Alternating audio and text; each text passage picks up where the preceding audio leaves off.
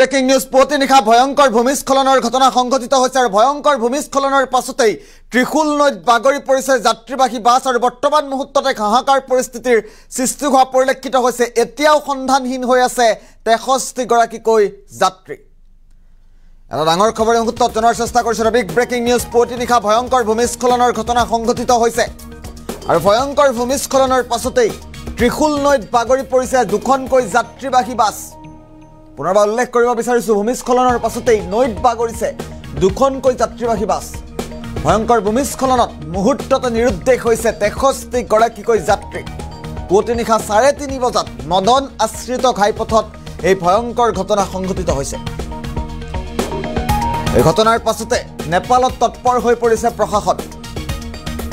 অত্যন্ত গুৰুত্বপূৰ্ণ খবৰ ঘটনাৰ বুজ লৈছে প্ৰধানমন্ত্ৰী পুষ্পকমল দাহালে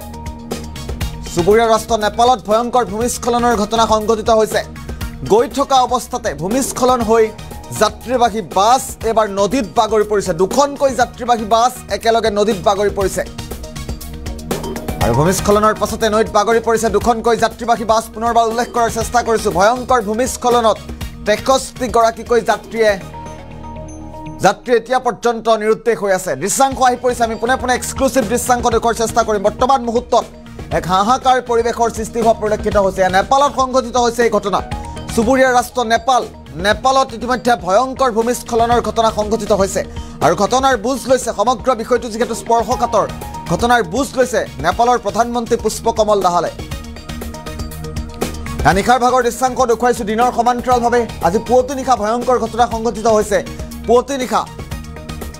নেপালৰ মদন আশ্ৰিত পথত এই ভয়ংকৰ ঘটনা সংঘটিত হৈছে পথৰে গৈ থকা অৱস্থাতেই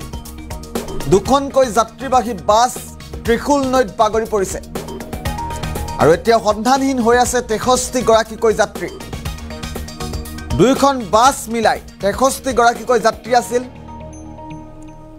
আৰু এই 63 গৰাকী যাত্ৰীক বিচাৰি এতিয়া বৰ্তমানে উদ্ধাৰ অভিযান চলাই আছে প্ৰশাসনে আৰু ঘটনাক লৈ স্পৰ্শকাতৰ এই বিষয়টোক লৈ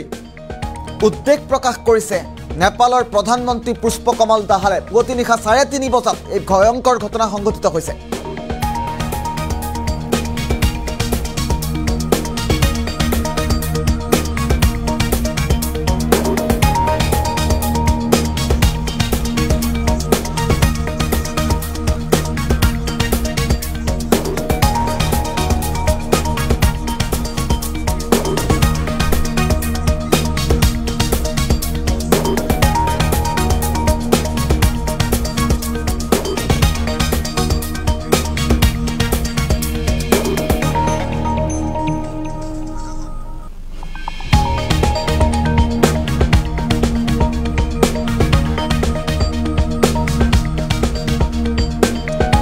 পুনৰবাৰ উল্লেখ কৰাৰ চেষ্টা কৰিছো সুবুৰীয়া ৰাষ্ট্ৰ নেপালত ভয়ংকৰ ভূমিস্খলনৰ ঘটনা সংঘটিত হৈছে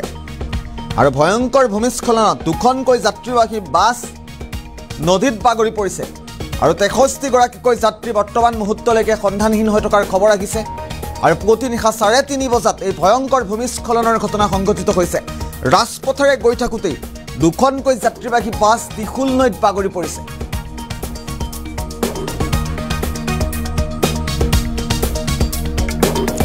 আৰু এয়া সুবুৰীয়া ৰাষ্ট্ৰ নেপালৰ সামগ্ৰিক পৰিৱেশ এই মুহূৰ্তত আমি দেখুৱাইছো বৰ্তমান মুহূৰ্তত এক হাহাকাৰ পৰিস্থিতিৰ সৃষ্টি হোৱা পৰিলক্ষিত হৈছে নেপালত